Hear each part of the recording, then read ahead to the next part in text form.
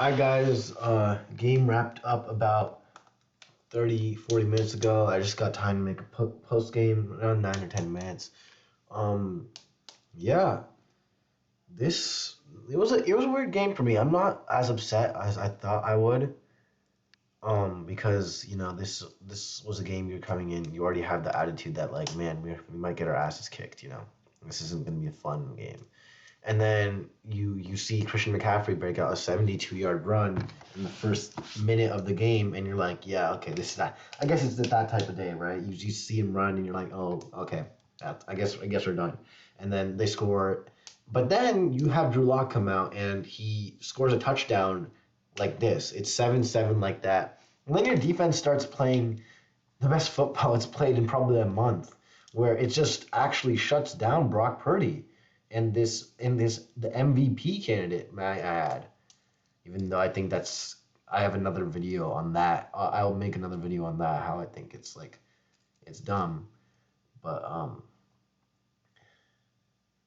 yeah, so like you stop this team for a bit effective like one quarter, and the offense just stops again, right? Like we were up 10-7 at the beginning of the second quarter, and then you're like, what the hell happened, right? You get that long ass touchdown from Debo.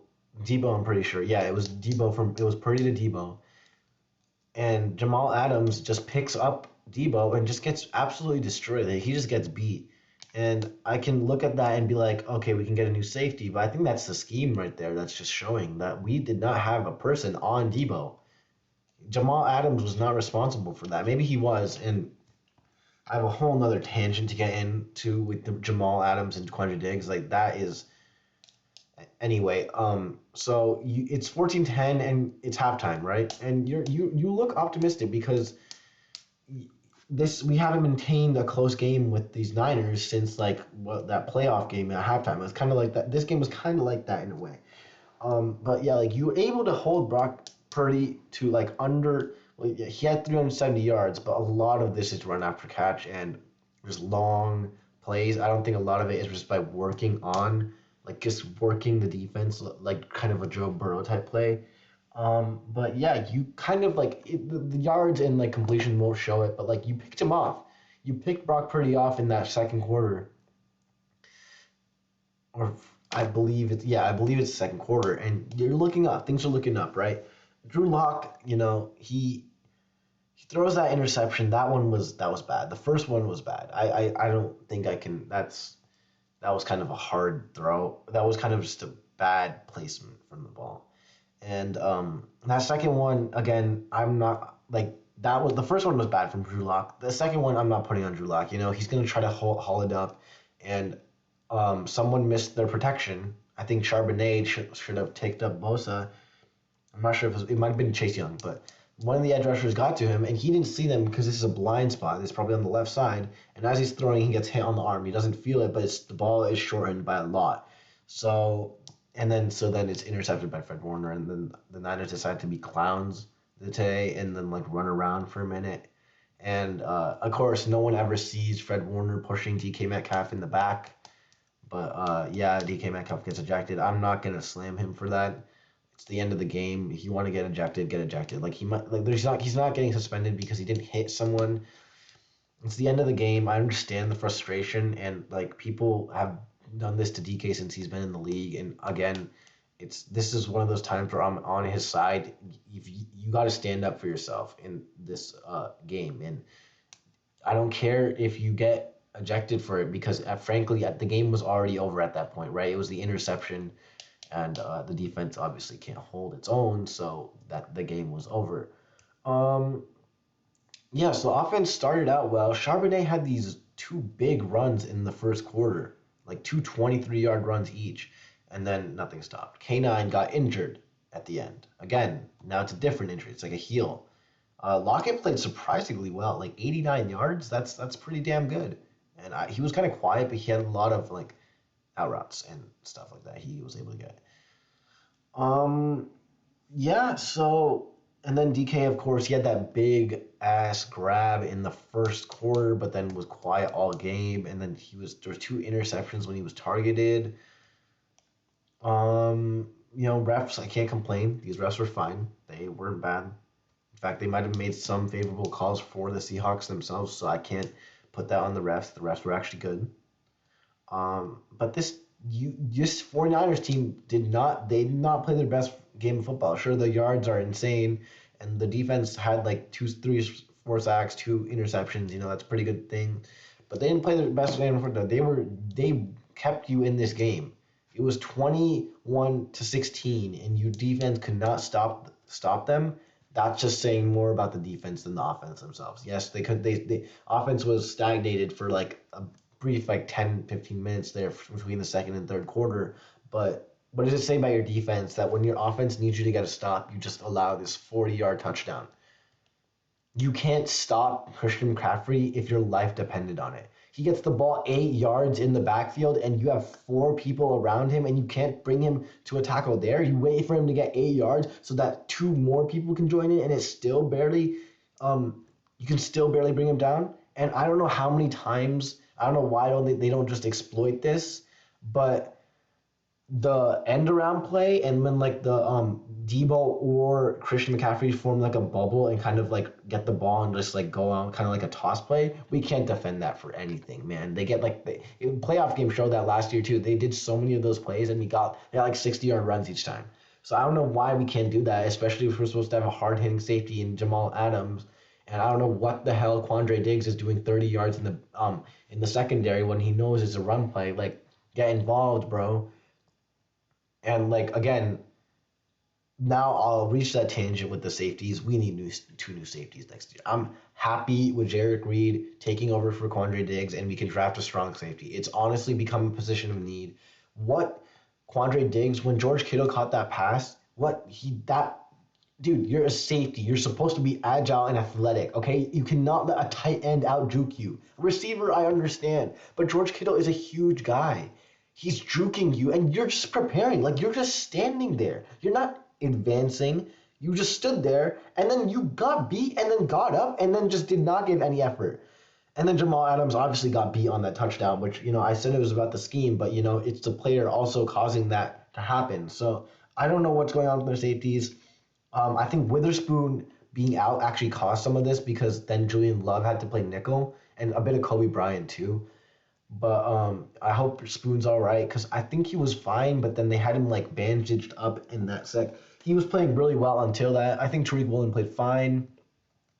Mike Jackson and Artie Burns, our corners were fine today. I like Leonard Williams and Jaron Reed. Boy, got a bit of pressure, but I want to see more pressure from Daryl Taylor. If he's supposed to be this fast, like 4 second break guy, he needs to be getting the quarterback quick. And one thing that I like is we did exploit the weakness at left guard because of the injury. Um, yeah, that was good. Honestly, there's a bit more positives I can take out of this game than negatives, just because this is the arguably the best. I think yes, I will say that the 49ers are the best team in the NFC, maybe even the NFL, with the way the AFC just eats itself constantly. And you scored 16 points on them, and you had a chance going into that third quarter, going to that fourth quarter even. It was what, set eight? Yeah, it was 16-21 in that fourth quarter. You had a chance.